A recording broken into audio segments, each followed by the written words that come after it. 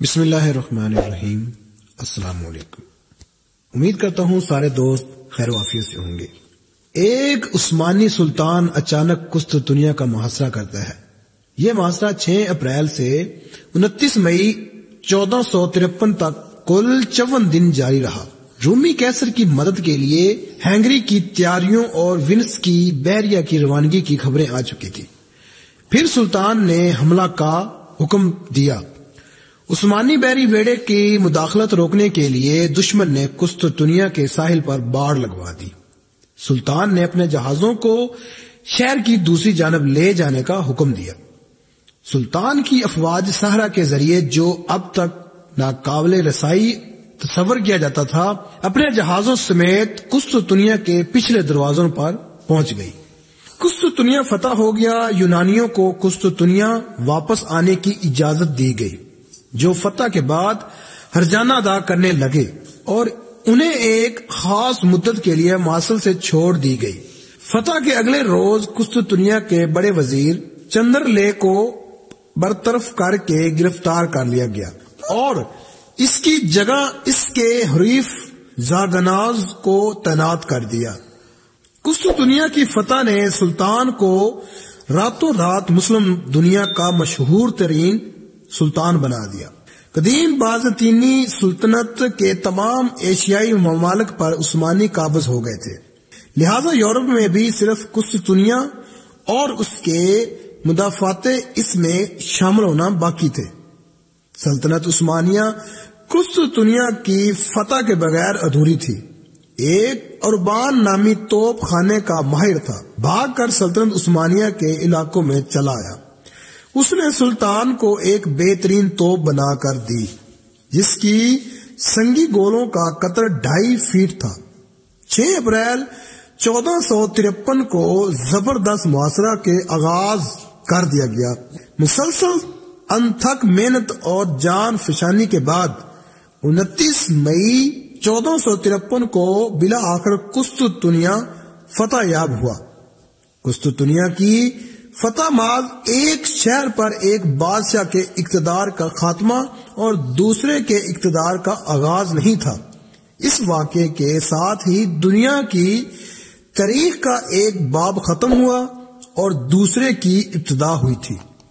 ایک طرف 27 قبل مسیح میں قائم ہونے والی رومن امپائر 1480 برس تک کسی نہ کسی شکل میں برقرار رہنے کے بعد اپنے انجام کو پہنچی، تو دوسری جانب عثمانی سلطنت نے اپنا نقطہ عروج چھو لیا اور وہ اگلی 4 صدیوں تک 3 بڑے اعظموں ایشیا، یورپ اور افریقہ کے حصوں پر بڑی شان سے حکومت کرتی رہی۔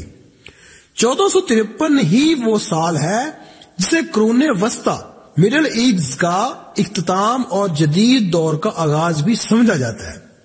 یہی نہیں بلکہ فتح قسطنطنیہ کو فوجی طریق کا سنگ میل بھی قرار دیا جاتا ہے، کیونکہ اس کے بعد ثابت ہو گیا کہ اب بارود کے استعمال اور بڑی توپوں کی گولہ باری کے بعد فصلیں کسی شہر کے تحفظ کے لیے ناکافی ہیں۔ شہر پر ترکوں کے قبضے کے بعد یہاں سے ہزاروں کی تعداد میں یونانی بولنے والے شہری بھاگ کر یورپ اور خاص طور پر اٹلی کے مختلف شہروں میں جا بسے۔ اس وقت یورپ تاریخ دور سے گزر رہا تھا اور قدیم یونانی تہذیب سے کٹا ہوا تھا، لیکن اس تمام عرصے میں قسطنطنیہ میں یونانی زبان اور ثقافت بڑی حد تک برقرار رہی تھی۔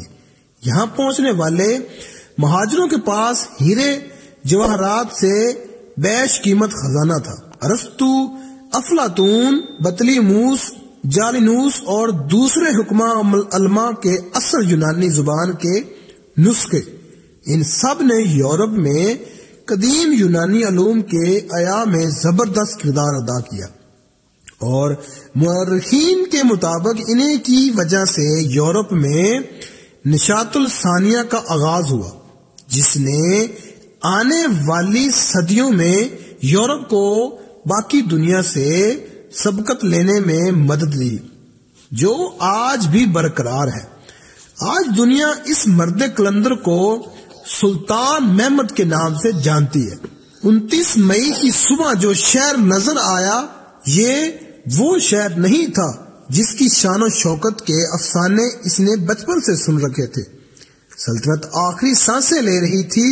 شہر کے کئی حصے ویرانی کے سبب ایک دوسرے سے کٹ ہو کر الگ الگ دیہات میں تبدیل ہو گئے تھے۔ کہا جاتا ہے کہ نوجوان سلطان نے شہر کی حالت زر دیکھ کر شیخ سعدی سے منسوب یہ شعر پڑھا: بوم نوبت میز ند بر تارم افرا سیاب، پردہ داری مکند در کسر کیسر عنکبوت میں۔ علو افرا سیاب کے میناروں پر نوبت بجائے جاتا ہے، کیسر کے محل پر مکڑی نے جال بن لیے ہیں۔